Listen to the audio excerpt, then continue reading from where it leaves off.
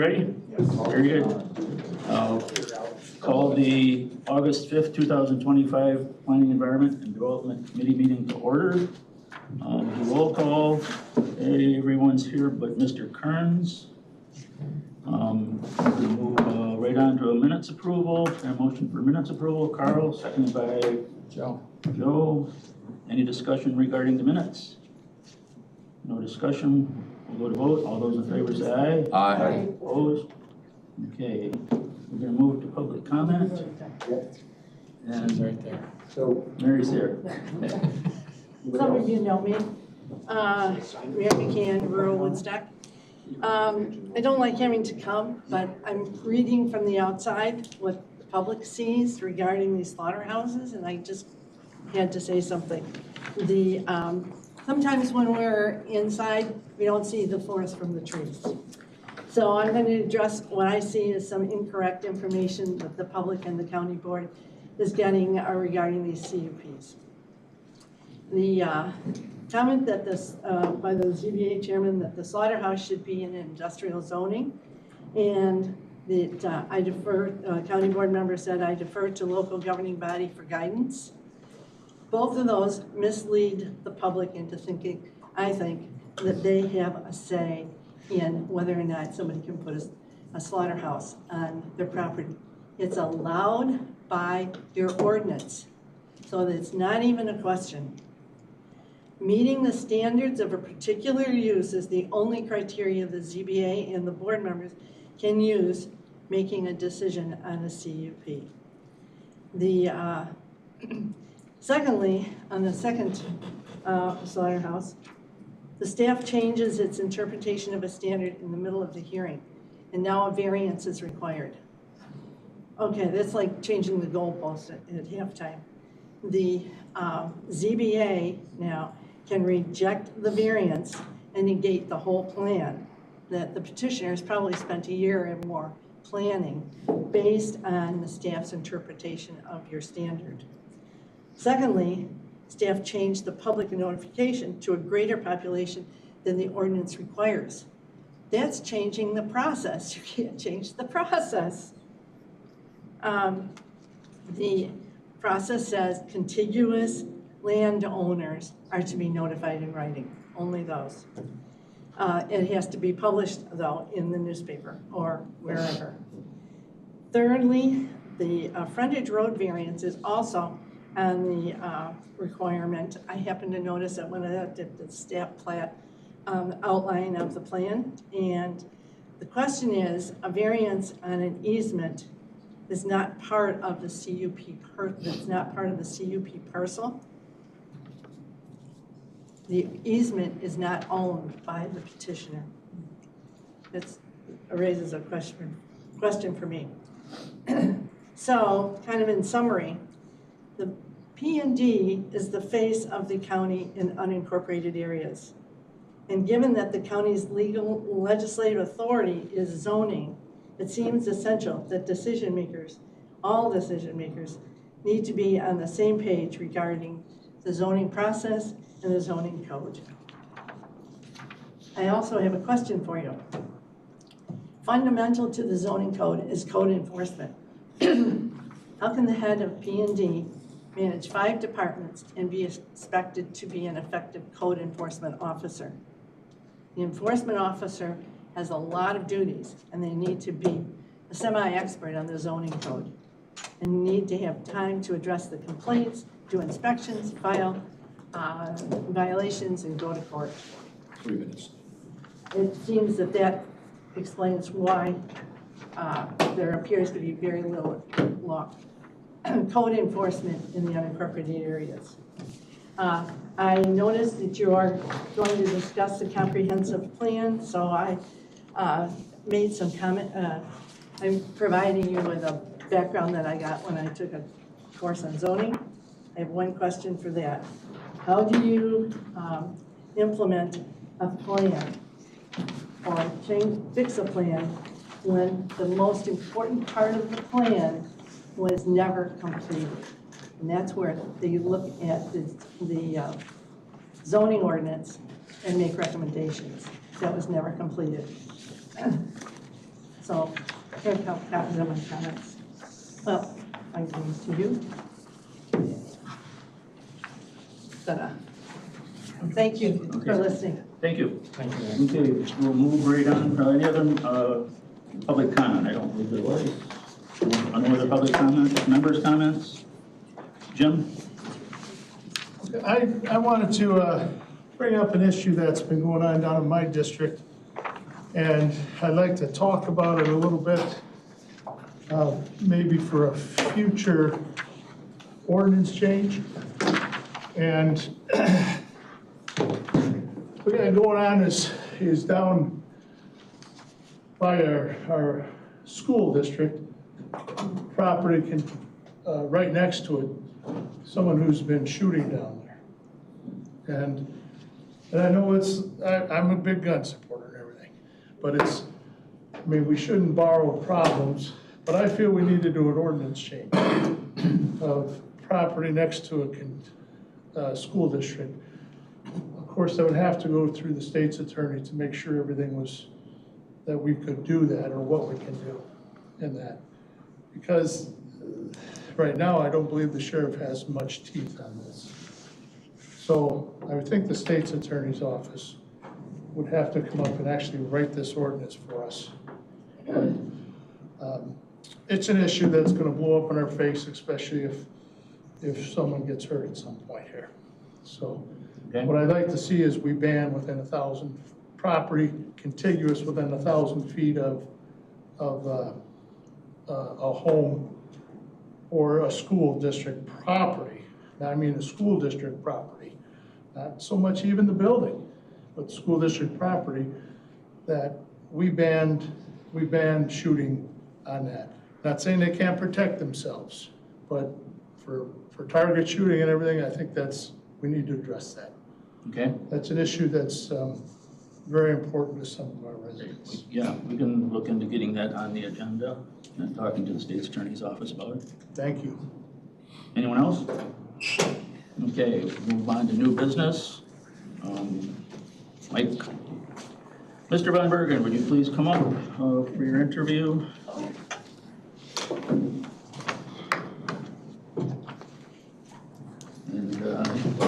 you've been here before, so just introduce yourself. I'm Mike Van Bergen, currently one of the Hebron Drainage District Commissioners. I've been in my 6th term, I think I'm going on to.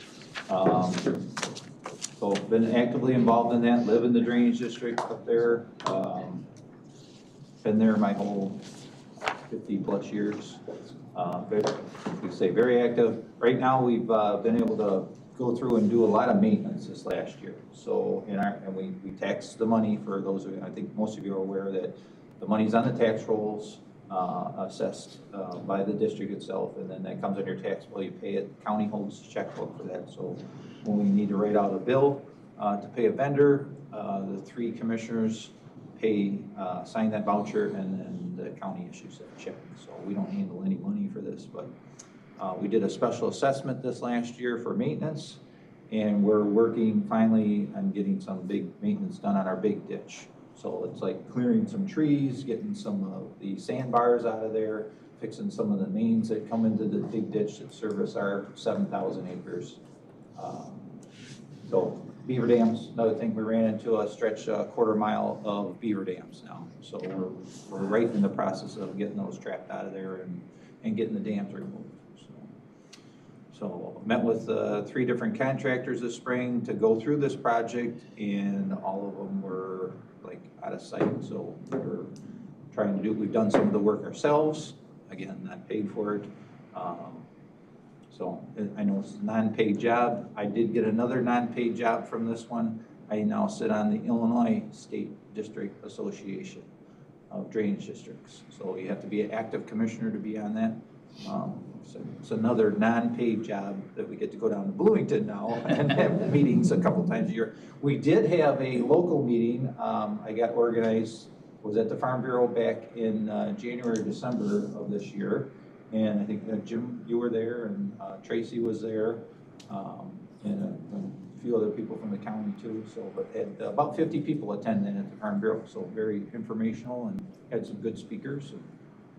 So I don't know, any questions? I know we've kind of gone over a few things here, but the district is 7,000 acres. We were at $3.50 an acre tax. Now we went to $5 for our regular assessment.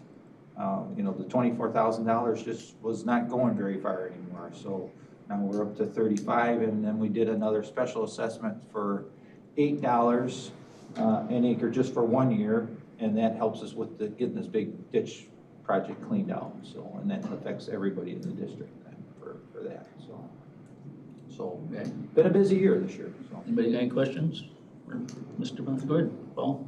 How often do you have these beavers are cleared out this main? We had trough? beaver problems last year, and that was about, we spent $5,000 on cleaning beavers out last year. So $2,500 to get a trapper in there, and I think you got 12 out of there, and then another $2,500, $2,000 for an excavator to come and take the dams out.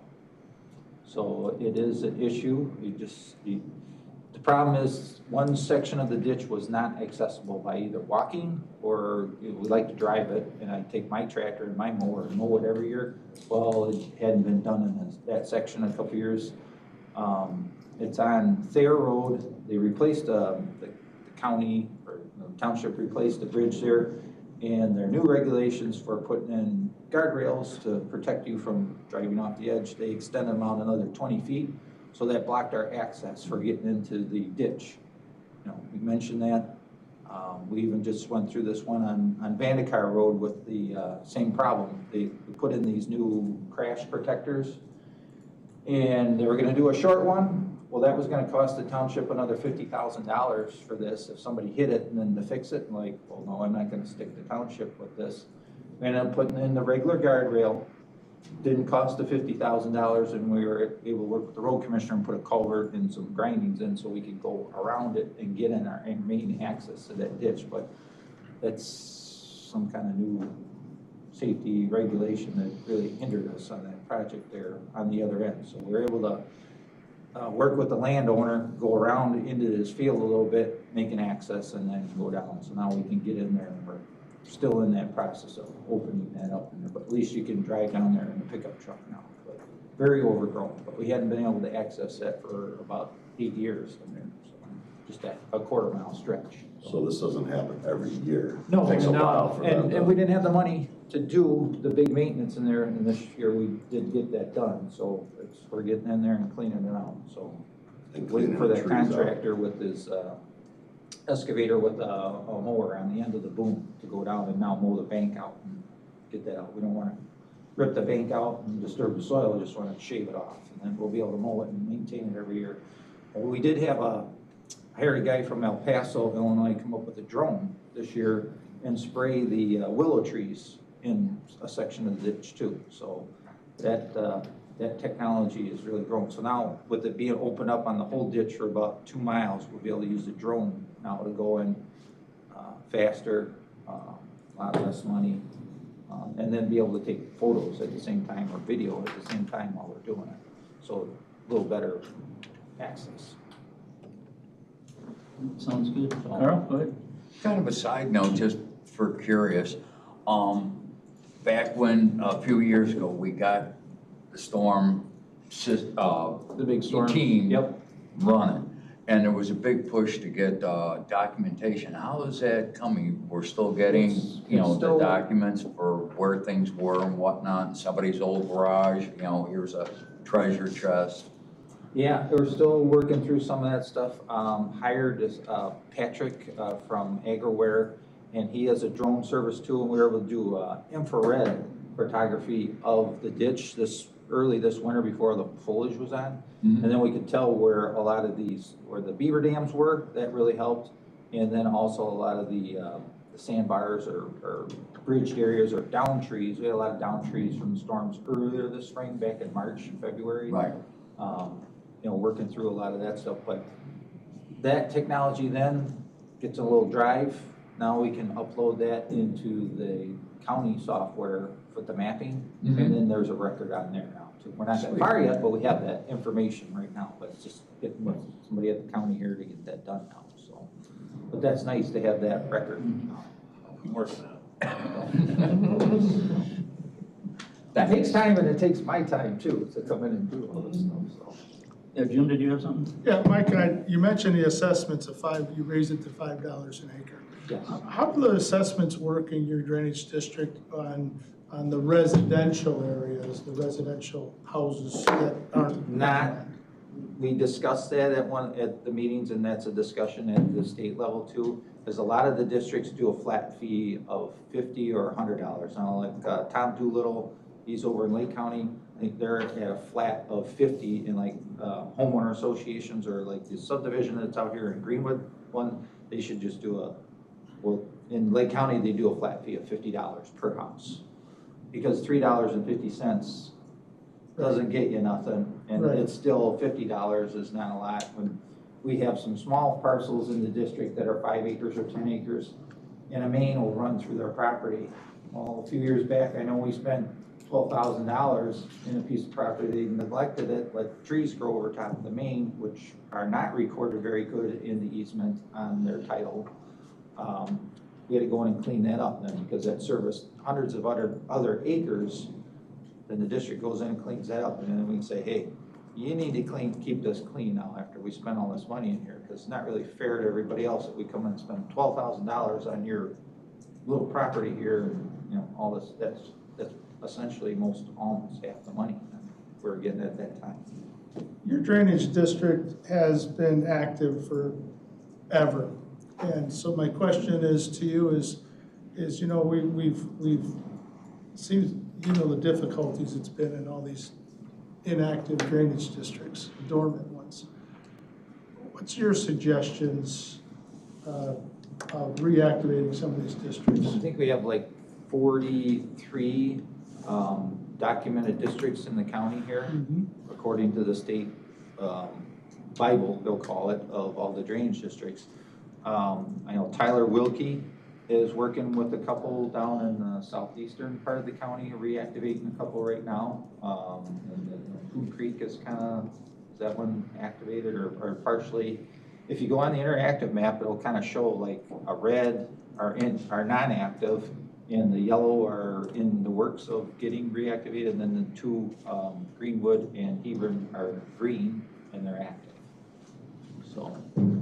And it works better if you have, like, a lot of these are small districts, like ones over in Bergen and Richmond Township are really tiny, couple hundred acres.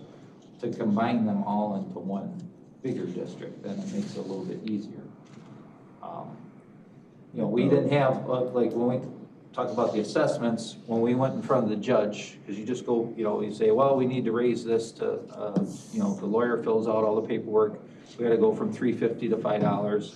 Go in before the judge and say, you know, well, you want to do this? Well, we need money for maintenance. It just isn't enough anymore for what we're getting. And I had 2 phone calls, and both of them said, thank you. So you don't get too many of those. And then nobody showed up at the hearing either. One just asked, well, he didn't know, he just bought a piece of property, he wanted to know what it was for, and we did about $8,000 of work on his property that year. And well, this is what you got, you know. Unfortunately, your property was neglected. He bought a piece of garbage. He cleaned it up, but then we had to go in and fix 2 12-inch mains on the property though too, so that we're plugged solid with tree roots. So you have to notice every resident and every landowner when you did that, you had to notice all of them? Yeah, everybody and unfortunately, that process got messed up, and some people got 3, 4, 5 notices or something because it's in a trust, or, you know, and there's multiple names on it. But, right. Thanks. everybody was notified. So that's the process for the special assessment too? Is Yes, a hearing for a judge? Yep. Yeah, we did it all the same hearing, and it was like 20 minutes. Okay, give notice. Yep. The commissioners vote on doing it, give notice, and then go in front of the Yeah, judge. we usually like this one was like been in the process for like 3 years of talking about doing it. And we work, I forgot to mention, work with Stoyan a lot this year on trying to do a grant. And of course, you know, the grant thing kind of went away here, but that's fine. That's why I had the special assessment on the backside, to make sure that we get some of this project done. You know, we had a lot bigger things in mind, but this is the necessity of what needed to be done, so. Okay. Sounds good. Anybody else have anything for Mr. Von Bergen? I know, Jim, I was watching your stormwater from last year. You guys are still trying to find out where all the mains are, right? Well, that's a push. We talk about the mapping and everything. That's what they're all pushing on that, yes. To get all that into the GIS. That takes a lot of money, or farmers giving up that information. Time, and I know there's some issues with the Greenwood one right out here, with one. There's another 18 that doesn't show up on the district map. But it's not in our district, it's in Greenwood's district, but everybody seems to know where it's at, but it's not on the map, or it's not in the GIS program, so. Right. It's there, but, and so many, but with that technology with that Patrick with the AgriWare, he can find that now with the drone. But, you know, you gotta hire him to do it, but it's a lot cheaper than having somebody go out like you do in these solar deals and dig up your property and look for tile, so. Okay, thank you very much. Thank you. Okay, thank you. Thanks, Mike. Okay. Okay, move on to 5.2 and zoning board of appeals. Kurt, you want to come up? Please introduce yourself. Tell us a little bit about why you want to be in this position again. Actually, that's, You're welcome to sit welcome down. to sit. Yeah, maybe if you want to If grab you'd one of like to those sit- chairs. if you'd No, like no, to if you want to grab a chair and sit. sit down, you're welcome to. You can, you don't have I will do that. He's not thinking he's staying that long. to. Well, Mr. Von Bergen had such an interesting story. I don't know how I can follow up with all those drain tiles and everything else. But yeah, just a quick background. I started out basically serving on the board at Riley School. For some of you know me better than others, so I'll just go through this quickly a little bit. I served 3 terms there. I was president of the board for 7 years. I'm not looking to become chairman of the ZBA. I've served under 2 chairmen and now Linnea Kustra. And yes, there's always a difference that takes place as a result of that, but I'm of the belief, having been doing this for as long as I have, for the past 10 years, I think we're a pretty well-functioning group right at the moment. And I'd like to think that if I were to remain one more term on the board, it might provide a little more stability, maybe some of that institutional knowledge that's always difficult when you get some new members. There's learning curves, as we all know.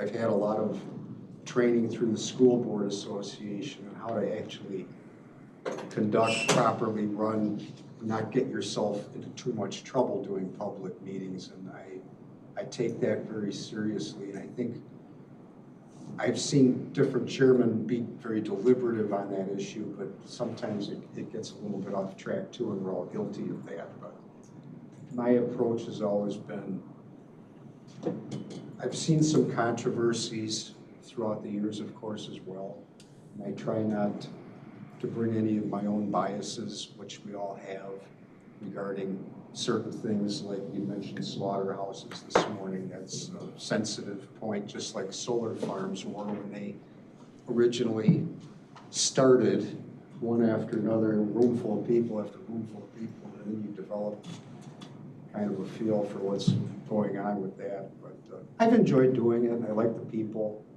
that I serve with, and for that reason alone, really, I would care to continue for one more term beyond that. Who knows what's beyond that? So I'd be happy to take any of your questions, further details, whatever you'd like. This is a 5-year term, is that what I'm reading? Yeah. That would be, Yeah, okay. Anyone have any questions for Mr. Schnable? You've been doing a great job. No, yeah, you've been doing a great job, so that's all fine. Oh, go ahead. Did you say you've been on the ZBA for 10 years? yeah, 2016 was when I started. Okay. I started as an alternate. I was, I believe, senior alternate for the first few years, and then moved on from there. I've been down in Riley Township, just more background. I lived down there over 30 years. Prior to that, in 1988, I got married. We moved to Cary, which I know Jim likes Cary a lot. So So my point is, I've got a lot of local perspective on what has been happening over the past several decades and what's going to happen now with Route 23 corridor and, you know, proposed development there. You know, do we need more? You know, we've got Port King down there. We've got patio block people. Pavement block. Not patio blocks. The Pavers. Pave block, yeah. Got a lot of varied things down there along with all the gravel pits. Of course, we just had a big controversy with the one on Maple Avenue with the concrete batch plant and things like that. And I think we brought that one to a viable conclusion for the time being. We'll see what happens. Jim, did you have something? I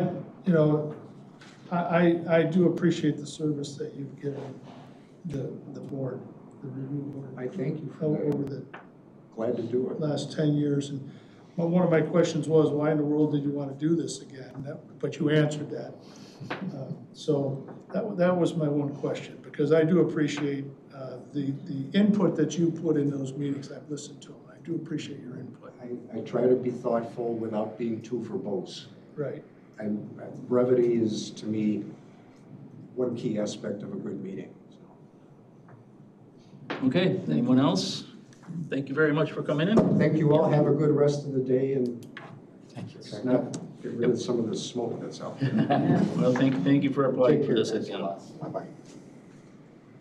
Okay, we'll move on to 5.3, deliberation and selection for the Hebron Drainage District. We have Move to approve Mike Bergen.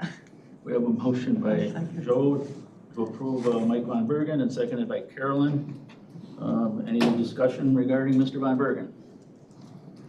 Okay, Mr. Von Bergen's been there for a long time. His father was there before that, and he knows this stuff pretty good, so. Oh, I appreciated the input and the background and everything that was Yeah, going on. right, so. Okay, no other discussion, we'll go to vote. Jim? Yes. Carolyn? Yes. Joe? Yes. Dina? Paul? Yes. Carl? Yes. And I'll vote yes for Mr. Von Bergen. So that'll move forward to the full county board. On to 5.4, deliberation and selection for the zoning board of appeals regular member. Do we have any motion for that? Jim? What's your motion, Jim? I move to approve our ZBA, Kurt Schnable. Okay, seconded by Carl. Any discussion regarding that motion? I'm glad he's still here. Okay, we'll go to vote. Carolyn? Yes. Joe? Yes. Carl? Yes. Paul? Yes. Dina? Yes. Jim? Yes. And I'll vote yes. Okay, we're going on to discussion. Not sure exactly what it is, but it must pertain to Scott. Sponging bonus? I'm going to invite Laura Scary and Kevin Shazowski from the State Attorney's Office to join us. Okay, great. And Morning. Morning. Good morning. so, as you know, the county staff has been working on the film ordinance and a film permit process with the intent to make this activity something that's very welcomed and accommodating within the county. And the intent was to ensure that if filming were to occur, whether it's on a small scale or on a large scale, like say a Groundhog Day, a big production, we can be pretty nimble and administratively approve that process and ensuring that there are certain guardrails around the impact on public resources as well as the surrounding private property. So we've been working with that. Alex Wall, our administrative intern, has been quarterbacking that project. Unfortunately, he is actually studying abroad this week and cannot join us, so he's really disappointed.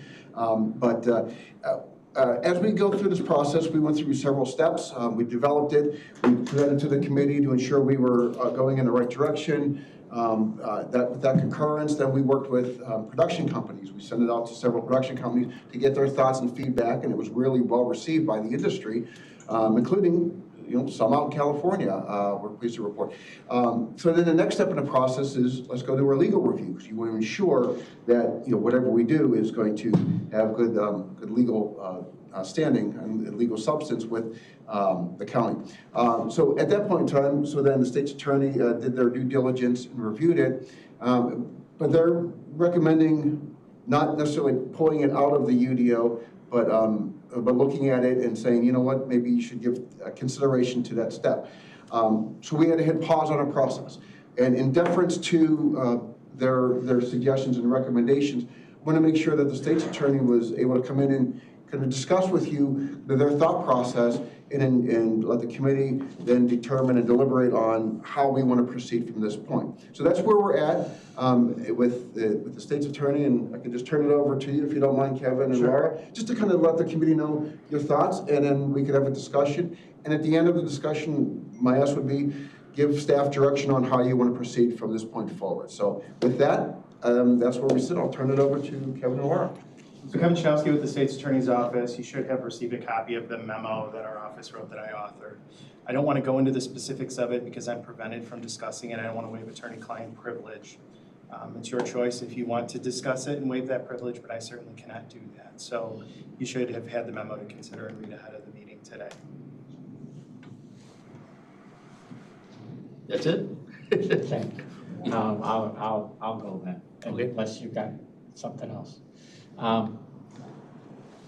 I still want to find a way to go forward that we do a permit process, not a land use change. And the difference that I view this is this. If you go through the zoning process, that's when you're taking a piece of property and you're going to permanently change it. When you're doing a film crew, you're not permanently changing that property. When they leave town after they're done filming, it's back to whatever it was. And I also know that as an industry, they found ways to do this all over the countryside, not just in McHenry County. I don't care which way we ultimately do it, but I don't want to take 160 days to go through a zoning process because they just won't come here. I mean, the industry will not be here if that's what they have to do. So that's why we were pushing for a permit process in the first place. As far as the public use of our roads and things like that, I mean, we close roads. I mean, it happens all the time. I mean, you see a work crew out there, they put a sign up saying nobody's coming through here. It's not a permanent closure. It's for a time period while they're doing something that needs to be done. I think that's a good use of our county's resources to allow those things to happen. Yes, we can get a dud and not a movie that anybody wants to watch. If you need an example of that, go watch Grandview USA. I was in Pontiac when they did that. And then 3 years later or 4 years later, I was in Crystal Lake when they did Groundhog Day. Groundhog Day still watched and still has had a great impact out of town. I can't say that about Grandview USA. I would recommend strongly that you spend a lot of time on it. But it can make a difference in the community. And if you want to see an example, look at Groundhog Day and then compare it to Belvedere. And I'm not trying to pick on Belvedere, but who goes to Belvedere in February? I mean, and those kind of impacts, I would like the county to be available for. And they won't be available if we do a 160-day permit review. And the county board has to vote every time somebody wants to take a picture. Won't happen. So that's why I would say, however we do it, I want to come back and find a way that we can do it quickly, that it's not a long-term zoning change, because it's not a zoning change. And I don't want it to be a conditional use permit either, because that's got the same problem. You're going to spend 160 days on it. 4 months from application to the end is pretty quick for most zoning. Just add, the last part corrected, I think. The way we were initially looking at this would be the temporary use. So it would be, they would apply for it in advance, whether it was 30 days, and then that permit would be issued under the same temporary use standards that we issue any other event or farmer's market or whatever, all the different ones that we issue. So it wouldn't, every one of those wouldn't go before necessarily the county board unless they met that level and that size. Then they would go through that process. It would have a little bit of a different process, because of the 3 different permit levels. But I just wanted to make that one point to still be. Well, and I'm fine with a temporary permit, and so then you regulate it by days, okay? If you got a film permit, it's not going to be 3 days. It's probably going to be 45 days or something like that. And that was our impediment with the couple that we saw last summer, was that with the box we tried to fit it in, had these time constraints on it. When they came out with their film production, it was, well, we're gonna be here for 14 days and we're gonna probably visit some other sites. And so it created a complex thing that the UDO couldn't quite fit. Well, from my end of it at least, I would like us to find a way to fit it in, and if we make an amendment to do that, that's what I'd like to have done. I don't want to go the full zoning change route. I don't think that's necessary. And I just don't, because like I said, when you're done, the land hasn't changed. It's just that temporary use. So, anyway. Could I Yeah, go ahead, Adam. Could I see clarification on what you're saying? Would it be the zoning change for the parcel No. after it's up and running, or zoning change meaning an amendment to go into the UDO or a standalone separate item? I'll do either way. Whichever way works, that I can make certain that industry has a chance to operate here. Mhm. That's what I want to see. And that's what we were working towards with the permit, to take it out of any of the jurisdiction of the UDO, because it was really by interpretation it was included previously. This is to clarify, it wouldn't be part of that, to allow it to be a much more flexible and accommodating process. Just a second, Carl. Okay. Would the state's attorney's office have any comment regarding Mr. Godemaller's comments? If you'd be comfortable with it or not right now? Comfortable in what aspect? Commenting on his opinion about this? We're consistent in our opinion as to where it should be placed. Okay, that's fine. Carl? Just curious, or to understand, why do we even want to go to the ZBA? Why not be it on a permit? They want to make an application. They say, I'm going to start here and I'm looking and X. Why can't we be flexible? It's like, all right, you want 3 weeks, we'll allow you to have a permit to do your filming for 3 weeks, and after that, you put it back the way you found it, if not better, and thank you for your money. That's the crux of our issues. And that's the course that we were on. But in deference to the legal review, we want to make sure that, their issues are brought to the table and they're understood. And the committee has a chance to hear that.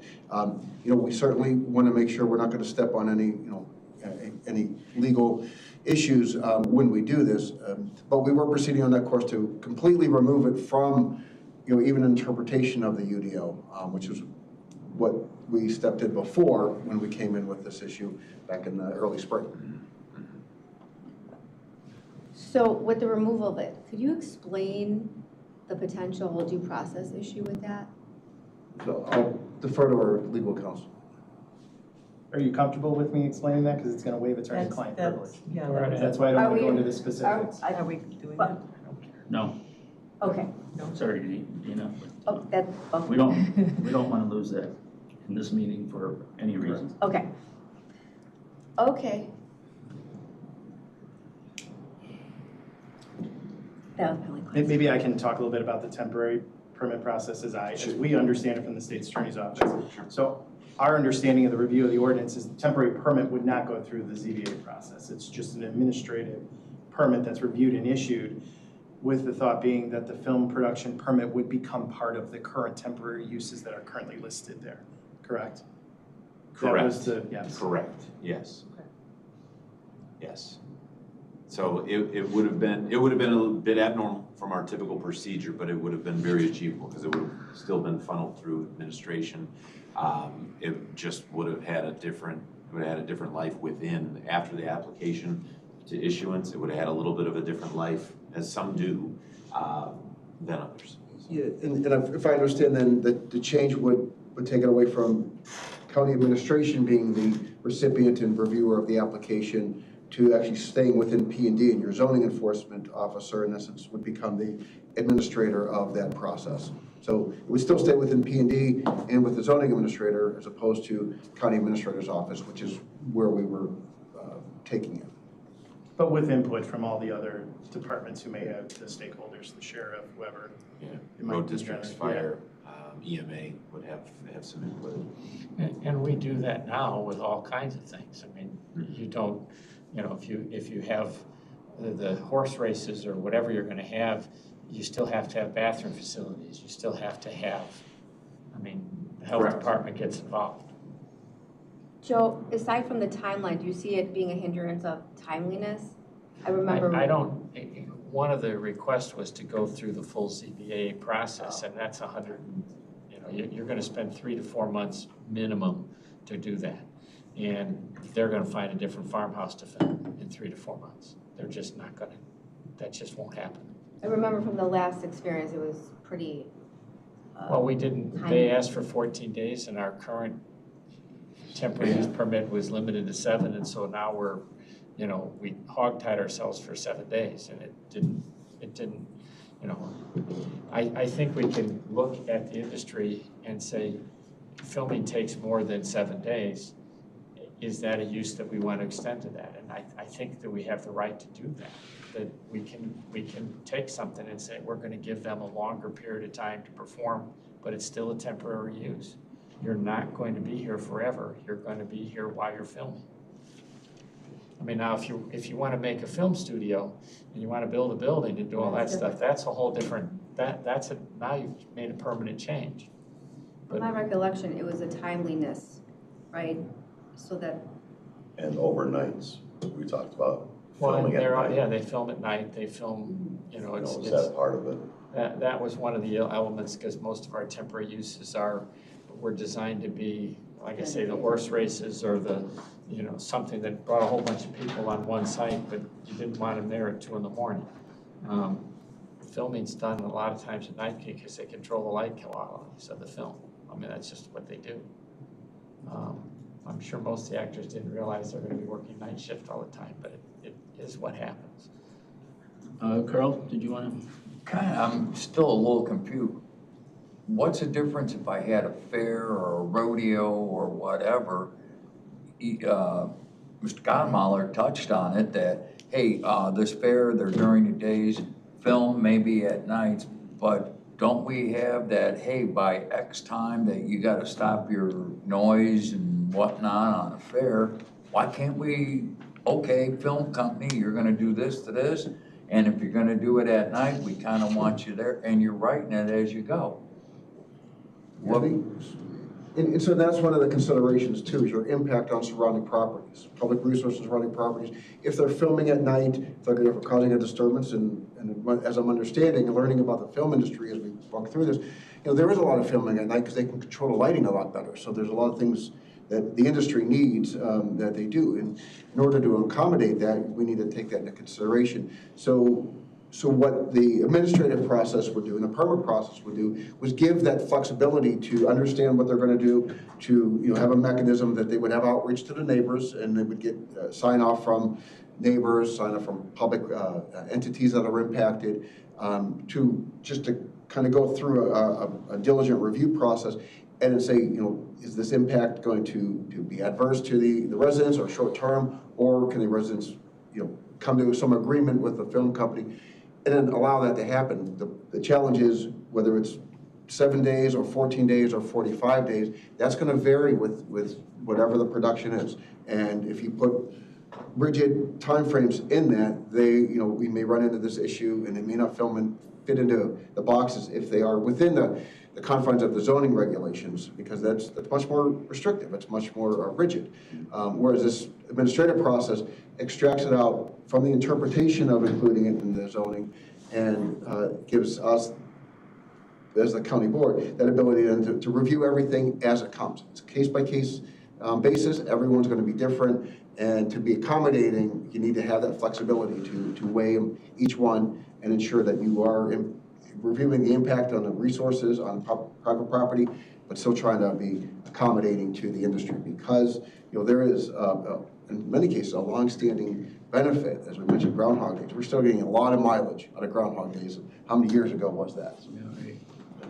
So you feel if we do that as a permitting process through planning and development, it does or does not run contrary to what they're telling us to do or not do? So, and I can't speak, they're raising that question on a legal basis. I'm unfortunately, that's why we have our attorneys to review that. They bring up important points. I'm not in a position to speak to. What I'll tell you though is where the permit process is developed, it's 3 tiers. There's, a very tier basic, a permit, which can be approved administratively. There's a second tier, and I'm sorry, I don't have it in front of me, but we can review that if need be. Second tier is not as intense, but a little bit more moderate on its impact on private property and resources, and in duration. County administrator can approve that. And then the third tier is, let's say a big production. Then that requires county board approval. When you have that county board approval, that means it's going through the public hearings. It probably would come through a committee, go to the county board, and at that time, anybody who's interested in this on one side or the other has the ability to make public comment, whether it's through the committee or through the county board public comment process, so you can understand their position. Now, is it a true, due process insofar as they can, present testimony or evidence or cross-examine the producers of the film?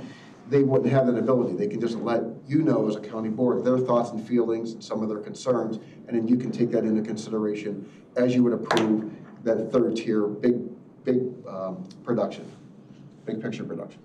Go ahead, Paul. And on the tiers set, more on a day, the amount of days or the value in the production, or how do you tier it? There's certain criteria, and I don't have it pulled up, but I can pull it up. It's time. Yeah, It's just time.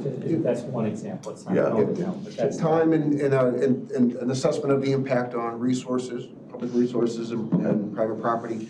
And then the way the permit's set up is the county administrator's office does that review and makes a determination. Once again, to be flexible.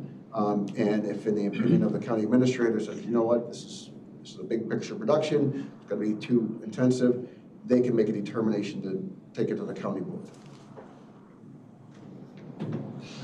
Yeah, you got more? Go ahead. One more. So when you talk about the folks that are around these productions, just our citizens, does everybody have to agree with it in order for this to pass, or is it a majority, or? The way it's set up, it's a majority. It's a majority of that.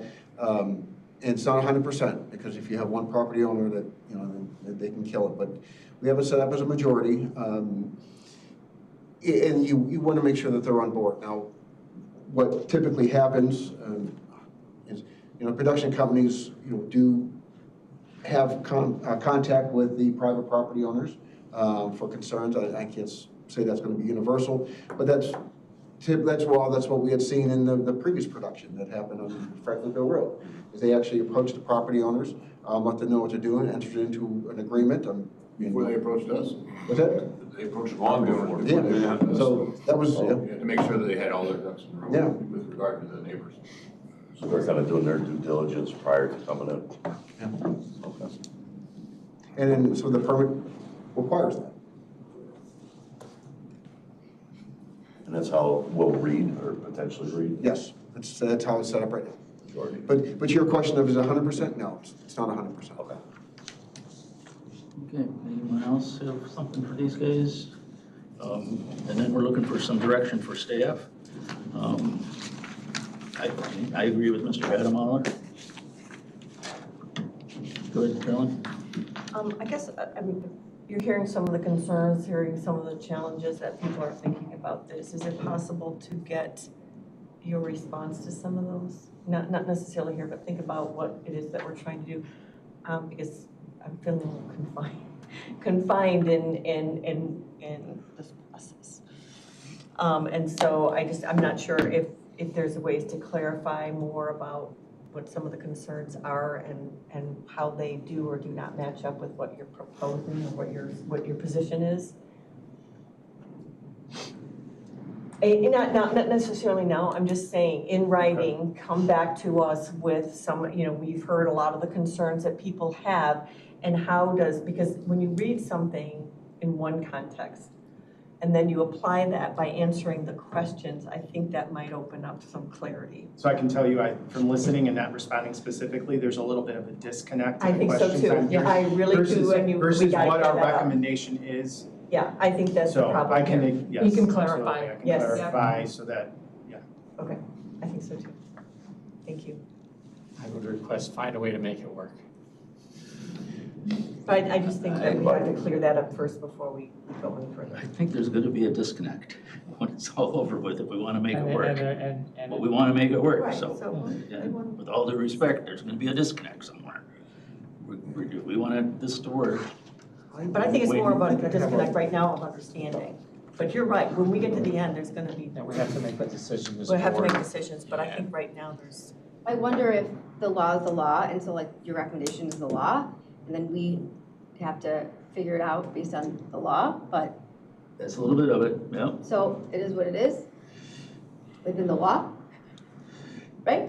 So, but I'm not an attorney, so, Well, and I think that's really where it comes down to where the committee and the county board wants to go.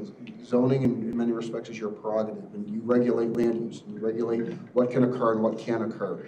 In this context, we ran into the issue with a film production based on the assessment, although it's not specifically addressed in the UDO, it doesn't say, filming is a temporary permit. It doesn't say that. Based on that activity and the impact, it was a determination that, it would fall under the temporary use permit requirements, and that's what put you into the issue of having to weigh actually certain applications of your UDO to allow this to happen. So the permit process clarifies that it's not under it, but that's something that's your prerogative to determine what you want to include and what you don't want to In other words, include. we could just decide we're not regulating it at all and let anybody do whatever they want. Currently, there's no regulations. There's a moratorium in There's no place regulations until. in the UDO anywhere on it today, so if we did nothing, we would lose control of it completely. But I'm not sure that that's serving the public in any way, but we can do it. Well, I would say you could fall back on the original review in the spring too and say, well, because of these reasons, it would fall into the UDO and fall back on that previous interpretation. What the film permit does is clarifies it's not under the confines of the UDO, but it does have regulations around it. You establish that by way of an ordinance, by way of creating this film permit, making any production go through this process, whether it's a small production or a large production. So you still maintain control outside of the UDO as it's presented. But there were certainly some considerations that were raised by the state's attorney's office. Questions about the ability to comment and to testify. If it goes to the county board, as I mentioned, there is that mechanism for public comment because they will be able to come to you before committee or before the county board and let you know concerns. But it's really Another light, completely different area, and I'm hesitant, I don't expect an answer today, but administrative review is a completely different way to have reviews.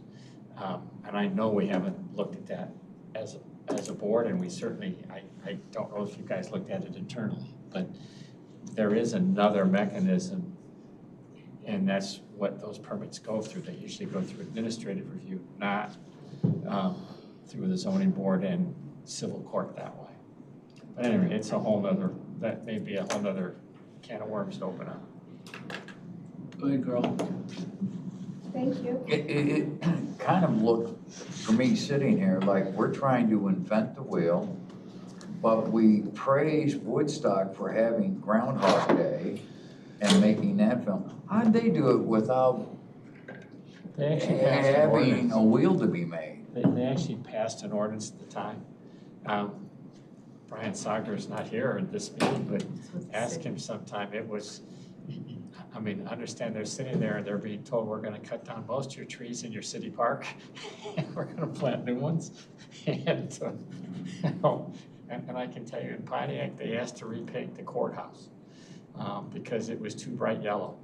And so it can be a big change. And if you're sitting here as a board member or as a city council member, whatever, you're suddenly faced with, I'm gonna do what? And it worked out, but it could just as well not have. But did they have the same challenges that I'm They hearing? didn't have any ordinance at all when they walked in. And they literally had to write their own ordinance and decide what they were approving. And, I mean, you just told somebody to cut the trees down in your city park.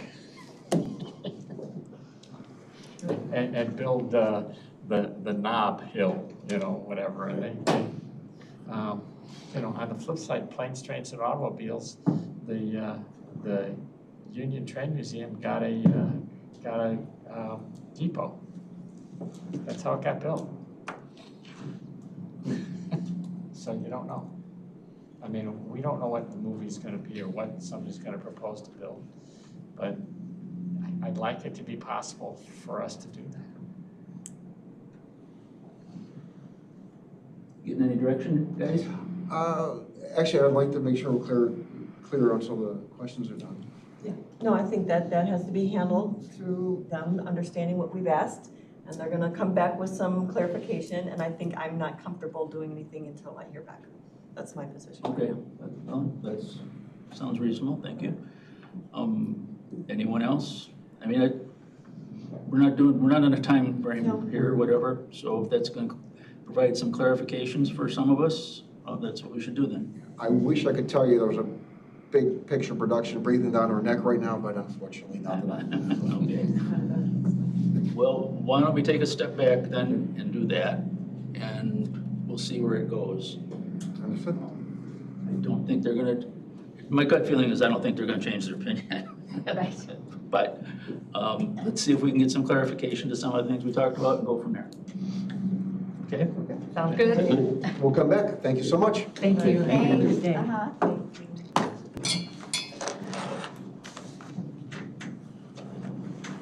Thanks, guys. Okay. Move on to 6.2, 2050 plan update. 25th? What did you say, 25th? Yeah. All right. I think it says 2050 there. Yeah, right. I wrote Adam by it. All right, this one's brief and easy. Not a lot to discuss in terms of the details, but just an update on the 2050 plan. We did get revisions back. So after the public comment, or after the board comment period, we got, I think, 6 big revisions to send back to them. They went through, probably the biggest one was related to the density topic and concept. And what they did, and that's why I wanted to kind of preface it before I send it out to the committee as a whole, or like and the county board. They really expanded on those concepts with future development and how the county would absorb that future development in the event that CMAP's right. That's kind of that underlying concept that's accepted. So they ran all these different models based on these projections over the next 20 years and 25 years. And what came out was admittedly ambiguous and probably and definitely overstated what currently the county runs in unincorporated. So they broke that out into what they intended, which was municipal growth and unincorporated growth. And so now there's better alignment with what reality is in terms of densities in municipalities where we're pushing growth, and unincorporated where you can do it, but here's our guidelines and here's the standard. So so that's what you'll see with this next iteration. I think they added 4 or 5 pages, and I think 3 or 4 of them we're right there on that topic. So broken down some maps, some charts. They took great effort to explain that. So that'll be coming. We're excited, and then we'll look at next month to bring it here for really what it'll be is a request for adoption. So you're gonna send us all copies. Yes, and if anybody would like a All paper assignments. copy, I will certainly. You want a paper? All right then. Yeah, we'll certainly provide those. It is 201 pages, so it's. Never mind. I can get it. No, I'll do it. That's a lot of trees. That's a lot. But if you need one, When you I get it. double-sided. That'll be 100 pages? That's right. Yeah, look at that. You're already cutting it in half. Yeah. Maybe we can share amongst ourselves. But then the ink cost. Honestly, whatever's easier. We get it. It'll live in the digital environment. So this will be the last month that will be printed, potentially. Hopefully. Okay, anybody got any comments or questions for Adam on that? Oh, thank you, Adam. Yeah, What thanks. would happen if the board can approve this? What happens? So, in the short term, nothing.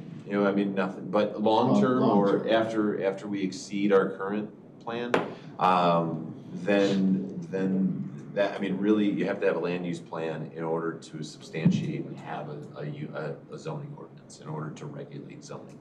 So it really sets the foundation for the UDO, and it talks about, you know, it tells, it's your statement as a board of where you would like residential, industrial, or do you really want, is that really where you wanted it? Now you look at those case by case when there are zoning petitions every month. So it would have dramatic impact in the long term, as it would definitely impact the zoning. We got 4 years. Got a couple more years, right? Yeah, we got a couple more years. Yeah, I just wanted to ask that question, I've never heard the answer to that. No, if you do not have a comp plan, you do not have zoning. That's really the short and sweet of it. You can't sustain your zoning. I mean, I would still probably take 2 years for somebody to file the suit and take it up, but we don't really want to be there. I just. That's where the landfills come in. Yeah, the land use attorneys we see so routinely, I think they would pick up on it pretty quick. At least some of them, yeah, it would come to a head. And what your danger is that, you know, when you don't have that, that's when you get some massive use you don't want. You know, I laugh about landfills, but yeah, that's when you don't have the ability to stop them, because guess what? You don't have a zoning ordinance. You know, and those are This is such a masterpiece, Jim, it's gonna get passed. It really is nice. Hasn't taken us several years. There's been a lot of hard work been put into it, I think it is Oh, I good. know, there's a lot of time in Oh, this, and that's why I was kind of asking that question. Been a lot of hard work put into it, so. They were working on it when I came to the board. I'll follow up. Okay. Really? Oh, yeah. Yeah. Okay. Yeah. Okay, anything else? Otherwise, we'll move on to the routine consent agenda. Does anybody have anything they want to pull off the routine consent agenda? Okay, I'm pulling them all. Okay. I'm gonna follow my selecting. You know, everyone needs some discussion, Okay. in my opinion, so. So I'll Yeah. move we approve 7.1, so we can I'll start second it. discussing. There we go. Good. Okay, we got a motion by Jim, seconded by Joe, discussion. Sure. Adam, could you walk us through this, please? Sure. So the county has been a member with the Northern Illinois Land Bank since 2019. We did a renewal in 2022, end of 22, 23. And since then, you know, we kind of always fished for the bread and butter and core operations for what the land bank does, which is redevelop properties that are off the tax roll. So abandoned properties that are abandoned and tax delinquent for 2 years or more. They were eligible, and what they would look at, they were eligible for to claim that deed and then turn it over to their pool of developers and contractors to rehab it. And they would have 1 year to do so. A couple of years ago, maybe 2021, we had our first close call with one over in Bayview Beach area. And then we just it got outbid. So, you know, what happens on these is the land bank will go and request the deed. And so they'll go through the court proceedings and try to obtain that deed for us, you know, basically through the tax sale process. And their bids are low. And if there's a private developer or something along those lines that comes in and buys it before it gets to that point, you know, it should be a win, right? So this time, we actually have a property in Crystal Lake now by all the dealerships on Route 31, right around Prairie Grove area, that meets those qualifications. It's a little bit more dilapidated. We don't really see anybody. We haven't had any traffic. There's no owner that's saying, hey, I've got a developer or a contractor that wants to flip this thing. So we turn it over to the land bank to see if it would qualify. They're interested. However, this IGA is required as they've matured and they've gotten a little bit better. Their attorneys have requested this additional IGA that would supplement our current agreement with them. But this one strictly is focused on the attorneys being able to represent the county for those abandonment proceedings. So in order for them to go to court and claim that deed and start that process. That's the background. Okay. Would they have to do this for each property that comes up, or is this gonna be? No, this would be as properties come up, So we would, yeah, we'll bring them forward and say, hey, this is it. So, and that's what we'll do next. After this IGA goes through, or that's part of this discussion really is, after that IGA goes through, we'll get direction from the committee to say, yes, we're good with that property. And so that's why I included that property in there as well, kind of a two birds. But ordinarily, if we get a property like this or going down the line once the IGA is in place, then I will bring forward, here's a property, this is the one, would you be on board with us sending it to the land bank? Keeps you informed with that process too. Carolyn? So it talks about the powers of the land bank, you know, kind of acting on our behalf. Mm-hmm. Do they have to, what is the process for getting approval of that prior to that, before they actually embark on something like that, or do they have to say? That would be, so any county property, that would come from me, but it would come after your direction, you guys would give that approval. That's how we did it in the past. Okay, as properties come forward. Yep. So they can go ahead and they have this power, but only after approval. Only after we give them the approval to do so, yep. Scott? Yeah. Yeah, I just want to point out that land banking was one of the tools that was addressed in the county's workforce housing report. That task force had studied workforce housing issues within McHenry County for a year. R1 Planning Group was a presenter and explained how this tool would work, and it really helps to promote taking abandoned property, cleaning off liens, delinquent taxes, and then putting that back into the marketplace as a workforce housing unit. So I just want to point that out. Thanks. Yeah, go ahead, Paul. So, so potentially there could be workforce housing on this piece of property, or do we sell it, or? So they would, yeah, eventually what would happen is it wouldn't go to us. So it would allow the land bank then to take control of the property and the deed. They have a pool of developers and contractors that come in, and they basically do a bid for that property to rehab it. And the low bid or the lowest responsible bid gets that, and they have a 1-year agreement. The standard is 1 year. If there's other circumstances, you know, whatever, we've seen them as low as 6 months with some of the other ones that have been approved by the bank. But the 1 year to get it back and occupied. So they have 1 year to get a certificate of occupancy. So this one's like a tear down, what we're looking at. It very well could be, but Yeah, we've seen some worse. Yeah, we've seen some. There's a lot of exterior superficial items that are falling. So this is a residence, right? It looks like a home, and it's surrounded by commercial. Yeah.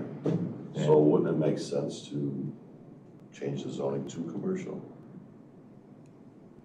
Or We wouldn't have the back to authority to do it. So as the county, we wouldn't be able to do that. It would still have that underlying zoning and then the ownership. Now, based on this IGA, there wouldn't be the authority either from the land bank to change that zoning. So you're gonna rehab it back to That's the goal, yeah, is to make it occupiable. That would be the goal of this process, and that would be the request. The commercial be the same, turning it back into a. Yep. They'd have to put a building on it. Yeah, yeah, and it's not limited, I guess that's a fair point, it's not limited, this agreement and the land bank's goals and objectives aren't limited to residences. If there is a dilapidated business out there, that would be eligible too if it meets those same criteria. Carl, did you have something? What's the difference? A couple, 2-3 years ago, there was dilapidated property along the river, and you did not want homes to be built there again. And if I remember right, we took the property, demolished it, and turned it over to, being wetlands again, flood zone. Is that the same? No, that's a different program. That's a FEMA-backed program. Those are floodplain buyouts. So those projects and those properties, I should say, are only eligible because they're on the repetitive loss list as identified by FEMA. So FEMA keeps that real close to their vest. Once they have a property that has major substantial damage, I think it's within 3 years. Sorry, throwing to the back row with Stoyan. Within a certain amount of time period, if they have substantial flood damage and claims, then FEMA will turn they turn that list over to you if you're part of that program. Yeah, And cool, that- I know. Had a dilapidated house there or here, okay, they're dilapidated and we're taking them, I didn't know it was two different programs. Yeah. So that one's basically FEMA saying, we want you to move, and they pay fair market price for that house. They move, tear it down, and now After it's so open many space. repairs, it floods every Yeah. spring, it's like, how many years do we keep doing that? So the land bank has their own money to deal with this stuff, and Yes, yeah, the land bank actually they sell a has. property, it goes back into their funds, and Yes, yeah, they collect any of the dividends from the sale, and that's their motivator to keep the prices low and get this thing occupied and sold quickly. Do They're you, not-for-profit. Pardon me? They're not-for-profit. Doing this out of the goodness of their heart. No, their organizational structure, I'd have to research a little bit more. I don't know. They're associated with R1 Planning Council, so very similar to CMAP. We happen to overlap. We're in a very unique position where we're part of the R1 Economic Development. Help me out. There's another. R1 is the regional planning group that they do the regional planning for Boone and Winnebago. Yeah. We're kind of adjunct members because we are in CMAP, but R1 has multiple operations in that office, including the land bank, including Winnebago County Mental Health Board, including Northern Illinois Economic Development Group. What else am I forgetting? I think that's a big, Yeah. I'm just associated with. So they, R1 has some talented, flexible staff. Yeah. That's just the bottom line. And so they've got staff wearing more than one hat, including this land bank. Carl, did you have something? I was gonna add, with that, we as a county, you would issue them a building permit, do we get money back for that building permit? Man, that has been the question of the year, whether or not they're a taxing body or not. I think they would pay for it because it's gonna be a privately held deed. So, yeah, I mean, it would go We're through the gonna same make money. process. Yeah. Okay. We'll talk about Plus, that towards the end of the year, Yeah. about making money on our permit fees, but it's part of our objective is to not always have our hand out. Carolyn, did you have something? I just had a quick question about, like, on that board, because there's a board, and obviously, maybe because we're like adjuncts, we're not really on, do we have a rep on that board? On the R1 board? No, on this land bank, Yes, I am on that board. You're on that board, Yep. okay. Yes, yeah, so we have every other month, I'm out in Rockford doing their board meetings. I'm on the R1 board You're on the R1. as is Mark. Okay. Okay. Go ahead, Scott. I'm gonna send you the Workforce Housing Work Group minutes from the August 21st meeting. That was done Kim Olbrich from the Housing Authority, and Aaron Setter from R1 presented specifically on this issue. So you can see, it's a pretty comprehensive set of minutes, and it gives you a better understanding kind of how that process works. So just for your reference, as you're gonna hopefully take action right now, but just so you're aware of how it works. Okay, thank you. Okay, nothing further on this, we'll go to vote. Joe? Yes? Carl? Yes? Paul? Yes. Ina? Yes. Jim? Yes. Carolyn? Yes. And I'll vote yes. Go on to 7.2.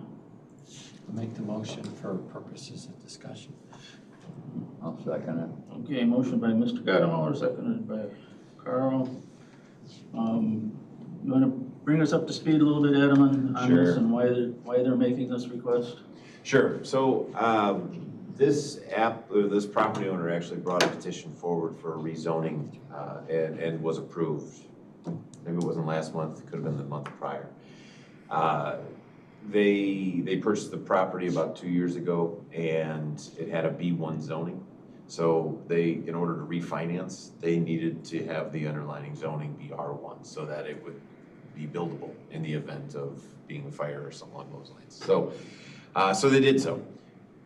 As that process matured and they went through it, they were kind of perplexed. How could this be? How could this property be that way? The property was initially platted in 1949. And then I think I'm sorry, it was platted before the 20s. It was 1949 that they actually, that property owner sought out and got approved for the B1 zoning.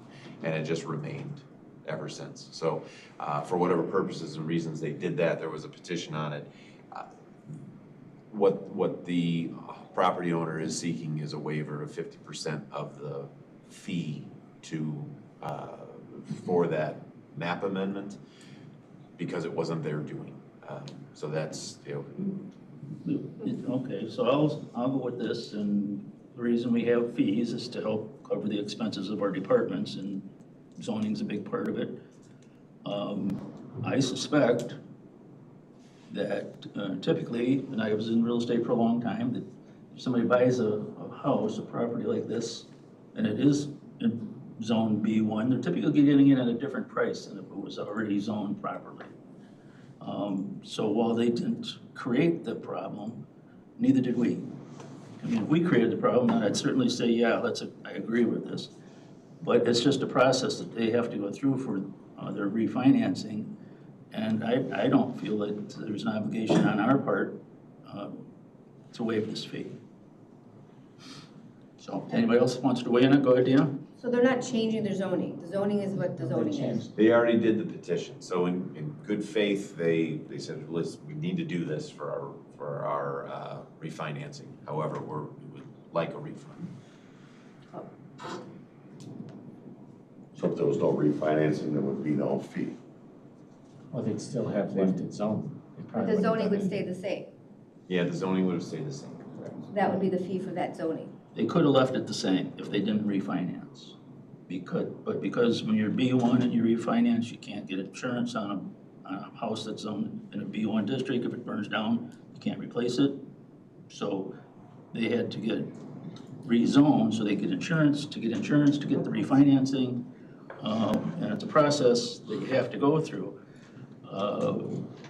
Did they know that ahead of time? Maybe not. But This has nothing to do with us, so. it's no fault of ours either. Yeah, No. we didn't cause this problem. I mean, I suppose our predecessors did in 1949. I don't know we're gonna find any of them. Well, and it's listed as B1. I mean, if you look into the property you're buying, that's there. So I, whether they knew about it, that's a good point. Maybe they didn't know about it, but I knew somebody who bought a house and didn't know there was a gym thing in the backyard. I'm not sure why they didn't walk around the house, but when you buy, that information's out there, so. Well, I stated my feelings on it. If anybody else has anything further, otherwise we'll go to vote. Carl? Yeah. Paul? No. Dina? No. Jim? Yes. Carolyn? No. Joe? Make it up to you. I'll vote, so we have a 3-3 come to you, yes. Okay, no. So, All right. okay. We'll go on to 7-3. We have a motion by Jim, seconded by Carl. Discussion. And we were looking at you guys to bring us up to Sure. speed on this, please. Sure. So what we are seeking is the hiring of a consultant, of an expert that is an expert in watershed planning to establish an RFQ, request for qualifications, to ultimately send that out for a watershed plan. So this isn't for the watershed plan, this is to really bring in somebody that would provide us some guidance and really set the framework for that larger project. So what is that larger project? Watershed planning in itself, so it takes wherever water falls and it analyzes it, the path, the flow path, what's good in that path and what the impediments are, the flood prone areas, all of the nuances to that. From that, where it lands, all the way to where it's discharged, whether it's a lake or a stream or the river or how it leaves ultimately. Then you take what those largely impediments or flood-prone areas or water quality concerns or areas that are vulnerable. And then within those watersheds, you establish projects to correct them. That's really where rubber meets the road on these, is those projects really make you eligible for grants. And we've seen probably the best success story is Algonquin. They did a watershed plan for their area, for large parts of the area of the municipality. And with about $1 million, $1.5 million investment, they generated about $3 million in projects, grant-supported projects. So it's a big investment, right? In addition to those improvements, so you take a deluge of water, and now they not only can manage that water properly with, channel it in the right ways, so they get away from flood-prone areas, but then they also are able to improve water quality. So it creates for just a better system all around. That includes, tying back to drainage districts. And this is kind of where we got excited about it as this topic matured over the last year was, the focus on drainage districts and the focus on drain tile surveys and what the connectivities to the greater drainage areas. That is part of this analysis. I mean, there's going to be, when we get out there, all of the watersheds, there's 3 major watersheds throughout the county with several sub-watersheds within there. All of those are analyzed and really vetted for what is important, what's critical, and what those impediments are. So we know that. Now it translates into the stormwater management ordinance and curtailing requirements, as opposed to one ordinance and one set of standards for the county. Now you're looking at sets of standards that maybe are within that watershed or within that sub-watershed. And the issues that arise are now you can amend that project list that was initially formulated with the initial watershed plan.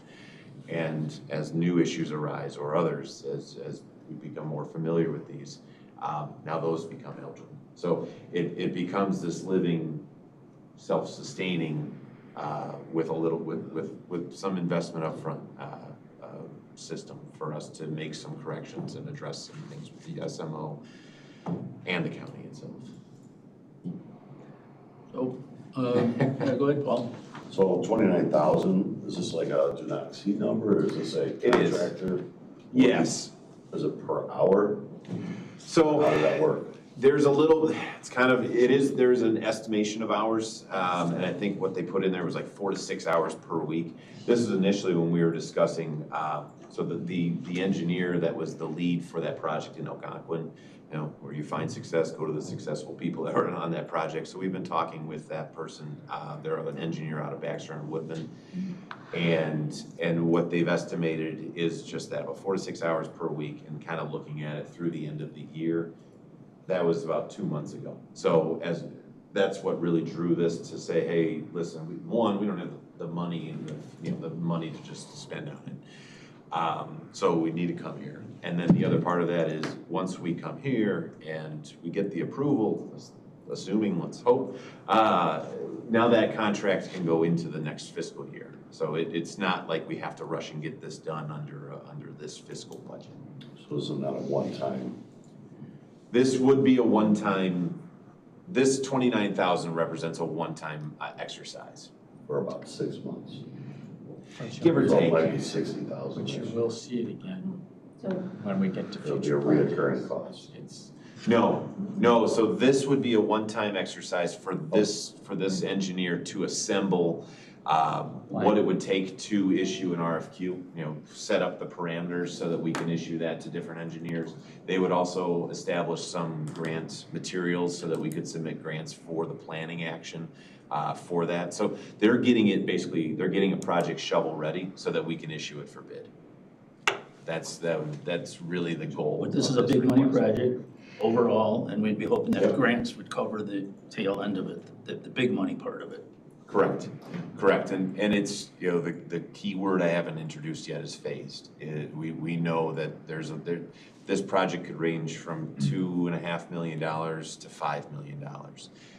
One of the big things that drives that down is partnerships with the Illinois State Water Survey and their team. It's very similar to what we were talking about with the R1 and Land Bank, because they have a very talented staff with some pretty tricky computers that can do some cool things. They want to exercise them. And they've used a little bit with Lake County, I want to say, or maybe they're trying to use Lake County. Lake County was involved with the discussion. Lake County's in the last phase of their watershed planning. We met with them a few different times to see if we could partner up with their last phase, which is the Fox River watershed. Some of that is within McHenry County, and as you can see in our map, some of ours is within Lake County. So there is going to be some interreliance there. It's just the timing didn't work out to jump into their partnership because they're rolling. But other groups like ISWS, IDNR, they would assist in driving the cost down a little bit, in addition to these grants. Yeah, Carolyn? So CMAP used to have like a technical assistance kind of grant program, and that would help fund this type of thing that you're talking about right now. Yeah. I don't know if this would qualify for that. There's two different grant types, and actually For this phase. for this phase, Pulling together this like it was more about helping you get a project identified. It was more like that, and this feels the same, but it might be a little bit different because you're pulling this information to go forward with an RFQ for a proposal to have the watershed plan. So I don't know if that falls within that. I've heard, I don't even know if they're still doing them, but it wasn't to help with the project, it was to help identify the project. So I think there are some technical assistance areas, Carolyn, but I think the difference would be that a lot of the grant funding is actually to execute the plan, and that's the phase we're trying to get into. So this would include probably a little bit more than that, because one of the things that is done as part of this process is basically the consultant's going to generate a map of the county, and once we do that, we're going to know the different areas and the extent to which we're going to be doing a lot of these investigations and analyses. And I don't think that some of those technical components cover those aspects. So it's kind of this in between where, yes, some of this work is going into some of that, but we feel that it's kind of a necessary step because we want to give you guys real structure to this thing and break it out and figure out where the priorities are. If we want to have some areas that are for future goals and things like that, then we can break it out and do that. If we don't do that, then this 29 would go into the initial kind of overall component, if you will. No, I understand that, because I mean, you need the watershed plan. If you don't have the watershed, all those projects you identify won't get funding unless you have a watershed plan. This won't do that, though. I understand that. Yeah. This is setting you up for your watershed plan. So I'm fully aware of where we're going. I just mean that I was wondering if there was some assistance to getting us there. So once you get to the watershed plan, you do. I do think they're valuable in that that what happens is you identify where your problem areas are, and then you can prioritize them instead of just like hitting. Okay, here we have a problem here. We're going to hit it here. I mean, that way we know what we're facing in each of the watersheds, and we can prioritize them, which you can't do unless you have a plan. Right, and I don't think we can get to some of those grants until we have that in place. Right. No, yes, because it's that 319 grants come from that, right? Well, and others? There's others too. Sure. And there's a pool of money that CMAP dips into as well that we think we might be eligible for as well. I think that the big thing for us, though, a lot of those grants are related to water quality. So we're not sure how the FEMA grants are going to be moving forward for some of the flooding costs. We're also looking to partner with municipalities and townships as part of this, so that they have some kind of investment coming in as well. And I'd echo that one. That's a really big piece. I mean, with the municipalities, if we don't get their involvement, their partnership, now maybe it's not financial partnership across the board, but boy, that'd be nice. because they will benefit as well. Otherwise, we will have big gaps in our maps and our plans. Which might be okay as type of future goals if a particular community has the reason for not wanting to participate. Certainly, we'll honor that. But we're, that part of this is also to establish some of that and figure out what the contribution should be from someone like a Holiday Hills versus someone like a Crystal Lake. Obviously, they're on different spectrums there of resources. So we're hoping to answer a lot of that and come back with a full detailed scope for you guys. And have a little bit more detail of potential funding sources and what that would look like, and to be able to make some of these other decisions moving forward. Oh, do you have some? Yeah, so the problematic area is what they're gonna try and look at, right? And then you'll create I guess a fix for that. Is it more like trying to slow down the water instead of, on the deluges, and is it underground storage? Is that what we're talking about? One of these projects that potentially could go out. It would vary, to be honest with you, and it would vary on the different situations. So to your point, underground storage might be something where you would put it more in an urbanized area because of the feasibility of just a built-out infrastructure. Right. And so you don't have maybe the opportunity to implement some other type of project types. Whereas if you go maybe to more rural area, you have more options available to you, where you don't necessarily have to do underground detention. It could be something else. It could be developing a policy for that area that's looking to expand to do it in a responsible way, where they're not afraid or the risks that they're going to be facing 20 or 30 years, they will feel comfortable that there's not going to be long-term issues. And so this is also a goal to develop long-term resiliency in the county as well. But this isn't gonna obviously happen overnight. These plans, these projects give these communities the opportunity to take advantage of funds. Oftentimes what we're seeing is that a grant comes out, you've got like 3 weeks. Quite literally, I had one where it was like 2 weeks, and I was like, wow. There's probably a lot of good projects. That's just not enough time to be able to put a package together, especially when these are becoming so competitive.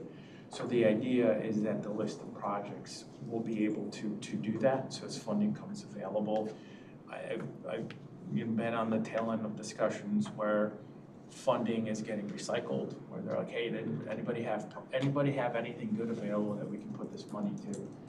That's where this is going to help. And that's where Algonquin with their contributions have been so successful. And obviously with their resources, some of our other communities, we're just trying to bridge that gap.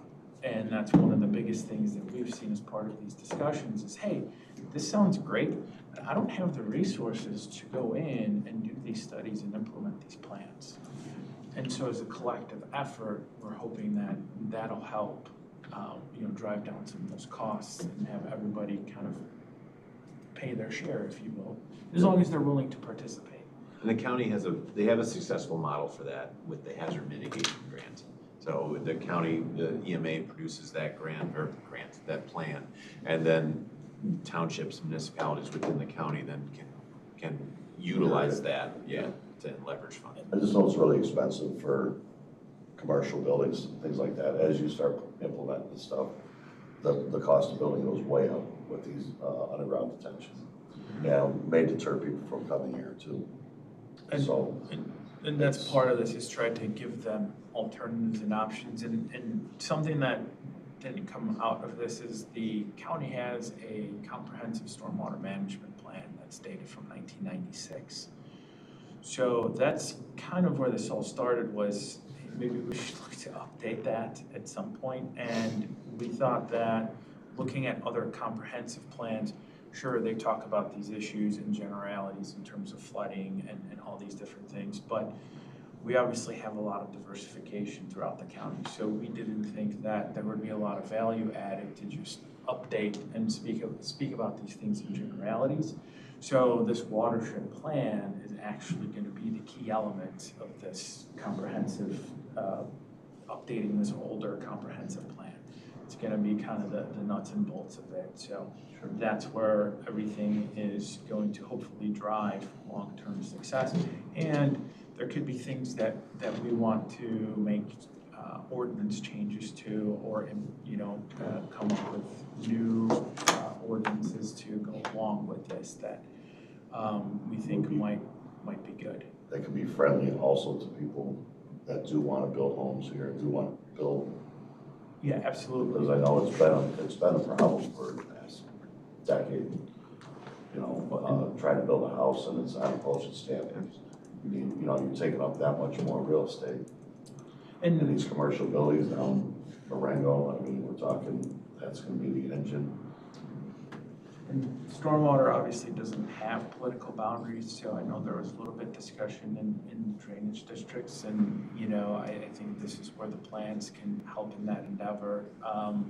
My perspective would be that the drainage district actually played a huge role in this, because one of the key areas that we're going to look to focus on our plan is the long-term maintenance. We don't want to fund these projects to then just have them become dilapidated, 10 years later, and now we're right back to the same place, right? So drainage districts have funding mechanisms and things like that. And so, one of the examples Mike brought up about a smaller property owner having, a portion of the project.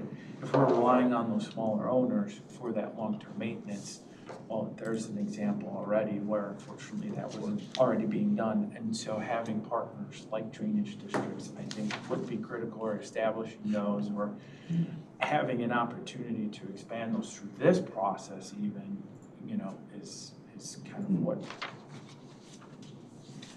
So I think it's a pretty good project to move forward with. I guess that it's a one-time budget request. The money is coming from the fund reserve, and everybody's so budget conscious right now about that. So we have to be aware that that is where it's coming from. However, to do this and make it eligible for the project grants in the future is important. So that's what I think anyway. So, any other comments, or we'll go to vote? Paul? I'm on the fence with it. Okay. I'll say yes, but I'm just on the fence. The downside of it is it potentially is just more red tape for somebody to build here. And that's where I'll say yes. I mean, if it's gonna spend a little money to. But hopefully it'll give them direction and save them money in the long run. Yeah, correct. Keep it. I'll say yes. Okay, Dina? Yes. Jim? Yes.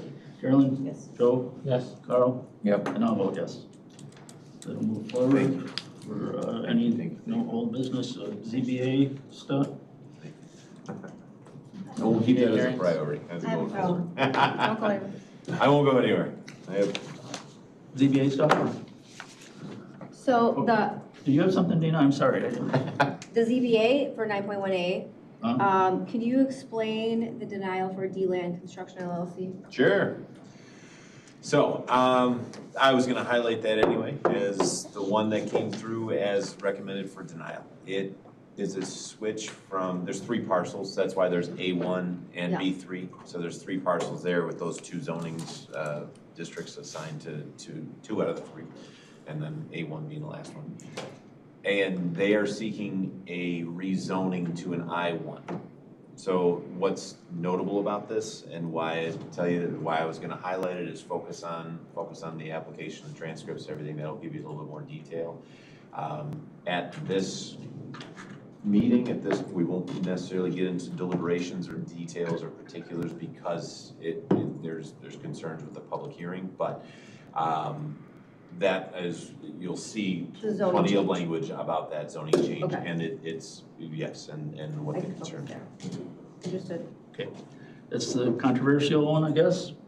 And, Yeah, the only other one I would highlight, I mean, they're all pretty straightforward. There's a solar, and then we've got a couple of variations for garages. setback for a boathouse on a small little sliver lot, and then the text amendment. So the text amendment, that was for the Bayview Beach, the zoning overlay district. This was the dock situation on that little channel. So that went in as discussed here, but it came out a little bit different from the ZBA. The ZBA did recommend approval with a condition that the owners of those parcels with the docks or without, because the whole the text amendment contemplates allowing those and future owners to be able to put a dock there. So the ones with and without would have to be owned by somebody within the subdivision. So it's not necessarily directly across the street, but the ZBA did add a condition there that would require ownership within that subdivision as opposed to outside. So just something to be aware of as that goes. Lots of good reading for everyone. Yes, lots of great reading. Yeah. Thank you, zoning staff. So, okay, future topics, Jim already talked about that for future topics. Anybody else have anything? If not, I'd ask for a motion to adjourn by Joe, seconded by Carl. All those in favor say aye. Aye. Thank you, everyone. Thanks. Thank you.